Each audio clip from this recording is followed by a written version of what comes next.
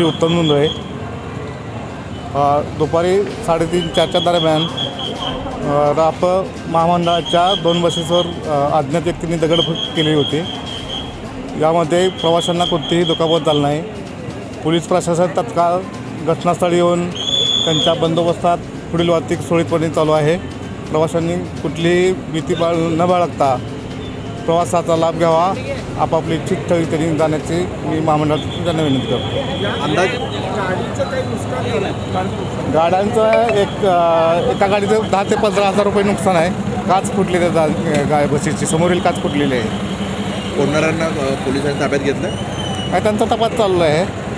Police घटना झाल्यापासून बस स्थानकावर आहेत, त्यांच्या बंदोबस्तातच शहराच्या बाहेर बसेस जात आहेत। सध्या काय आव्हान कराल प्रवाशांना शांततेने प्रवाशांना आवाहन करणार नाही, त्यांचं ते नियमित काम आहेत। त्यांनी त्यांचा प्रवास त्यांच्या नियमित नियोजनाप्रमाणे करावा।